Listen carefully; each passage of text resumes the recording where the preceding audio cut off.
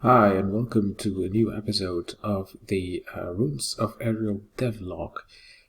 So let me show you what I've been up to lately. First thing I would like to show you is the character selection screen, and you'll see things that are familiar, like the picture and the name and the lore and the innate artifact. But here at the right hand side, next to the skills, or below the skills, there are also now up to 14 traits. A trait is can be activated or deactivated for a certain hero, and certain heroes have certain traits. During the journey, these traits can be acquired in kind of a training, and from there on in they have that specific trait affects it. So you can see here there are 14 of them, and they are automatically selected whenever we change the hero here at the left hand side. So that's for traits. Next to that, I also have some extra stuff here on the map. First and foremost, you can see it here at the top. There's like a little hut which shows the gold currently in possession, the experience currently in possession. And here at the right hand side you have 3 buttons actually. When you click the key you get a menu, and in the menu you have some extra options.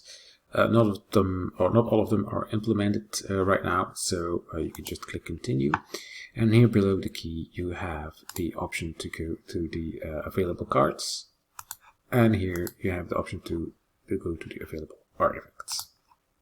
So you can change your card setup and your artifact setup as you go along the way on your journey. And the last thing I've been up to is I've added a cooldown effect. So that means when you go along on your journey from the start to the end of the island here at the start, you'll also be able to go back to a former step, to an earlier step. But to avoid that a user just goes back and forth and battles back and forth, I've added a cooldown effect. So once a user has visited a certain point, when you go back to that point for a certain period of time, you can just continue and don't get offered another option. So let's click it, and then you get presented with your options for that time being. I'm just going to continue, and here you see the cooldown effect going on, and this goes on and on. And multiple points can be in cooldown, of course. So that's what I've been working on right now. So in terms of how that actually works, so let me just go to the stuff here where I find the map points. So let's go to map points. I don't know if it's already selected now. Here we go. So I've added here this cooldown instance variable, which will contain a number of seconds, the number of seconds that effect is being cooled down. And there's also a family effect for in cooldown, which then effectively will change the color to be in cooldown. So that's an extra effect in here that I'll be using. So let's go to the generic island here, and whenever we get out of a menu, of a let me see, just yeah, all right, whenever we get out of a map point, this cooldown effect will start.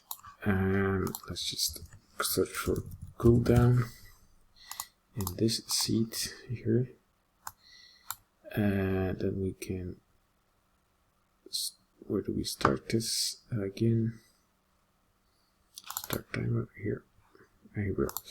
So okay, now it's here we are.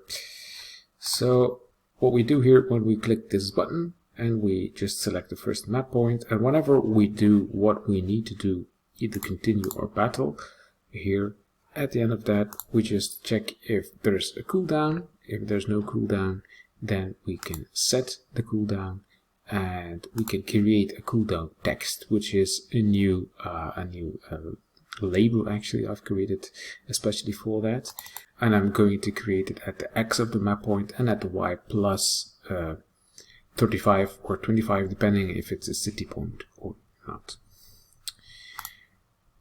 So alright, this is like a timer object, and this timer object, whenever it fires, it subtracts 1 from the cooldown and it restarts the timer, and it sets the cooldown text here.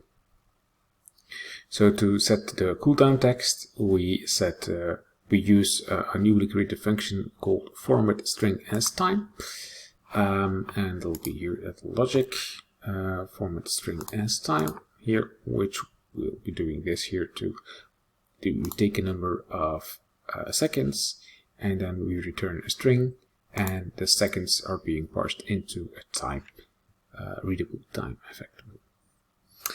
So right, now for these traits, if we go back to the character selection screen, you can see these traits here, and this is a new type called trait text. I've added a help text. Whenever I hover over it, this help text is being set here in this generic text with the ID called help text. Pretty simple actually. And in order to keep track of which trait is owned by which hero actually, I've changed the heroes JSON file. So, and in this extra property here, there is an array which holds 3 traits, one for each hero here, 3 different traits. And these traits are being read effectively here in the event sheet. When we go to the next hero stats, there is a loop, a trait loop. We first set all the opacities of all trait text to 40, and then for the ones that effectively are can be read from the hero's trait array, they are set to 100. And on top of that, the traits dictionary, there's an extra dictionary called traits, which is first cleared, and then after that it's being filled with the effective traits of that hero. So somewhere else in the game we can check if a certain trait is contained in that dictionary. That means that hero has that trait and it can be activated actually. So this is how it works.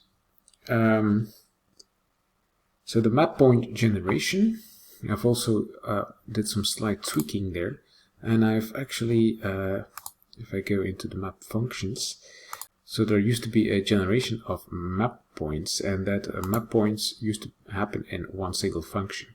I've really split that up to be a bit more clear.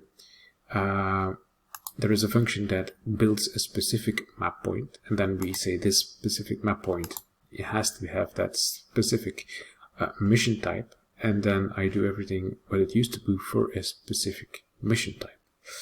And on top of that, I have a build random map point, where we first determine, using a probability table, what we set the probability table, and from there on we use the advanced random weighted value to use this function, which already exists here, to do that, to create that effective map point with that type here from advanced random weighted. And then here we just go through all of the map data, we pick all of the map points, and we build a random map point. Actually, that's it. So that's what I've been up to. I hope you liked it. As always, please like, subscribe. See you next time.